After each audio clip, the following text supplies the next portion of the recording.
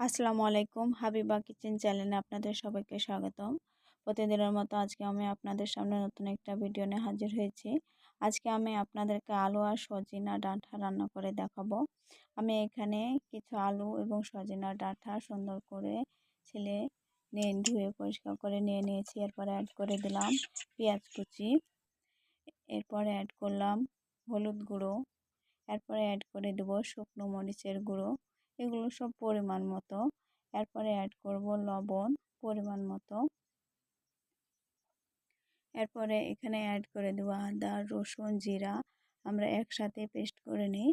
এটা পরিমাণ মতো, এটা খুব একটা বেশি দেওয়া যাবে না, কিন্তু এটা বেশি হলে আবার গন্ধ করবে। এরপর পানি দিয়ে সুন্দর করে আমি সবগুলোকে মেশাই নেব। এই যে দেখুন, পানিটা সে ততটুকু দিতে হবে যতটুকু আপনি ঝোল রাখতে চাচ্ছেন, ঠিক ততটুকু। এরপর ঢাকনা দিয়ে ঢেকে আমি কিছুক্ষণ রান্না করে ফুটে উঠলে আমি ঢাকনাটা সরিয়ে আবারও আমি নেড়ে চেড়ে দেবো সুন্দরভাবে। এভাবে আমি আবারও ঢাকনা দিয়ে ঢেকে কিছুক্ষণ রান্না করব। এই যে সজনে ডাঁটা আমাদের এলাকায় প্রচুর প্রচুর, মানে গাছে পাতা নেই কিন্তু সজনে ডাঁটা প্রচুর ধরে আছে। এটা আমি আবারও ঢাকনাটা সরিয়ে পুনরায় নেড়ে চেড়ে দেবো। এই যে দেখুন, আমার কিন্তু সজনা ডাঁটা এবং আলুগুলো সিদ্ধ হয়ে এসছে। এবার এগুলোকে নামিয়ে আমি তেলে দেবো। এই যে নামাই নিলাম।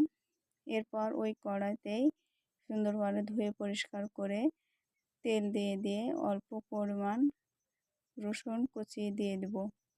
এরপরে অ্যাড করে দেব পেঁয়াজ কুচি অল্প করে। এবার এগুলোকে সুন্দর করে নেড়ে চেড়ে একেবারে বাদামি কালার করে ভেজে নেব। এই যে ঠিক এভাবে।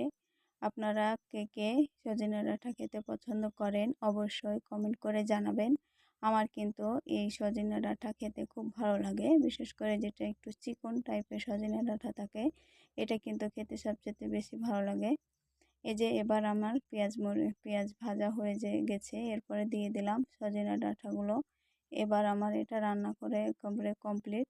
এবার এটা আমি আবারও পুনরায় একটা বাটিতে ঢেলে নিলাম।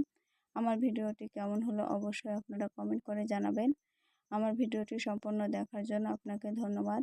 ভালো থাকবেন। আল্লাহ হাফেজ।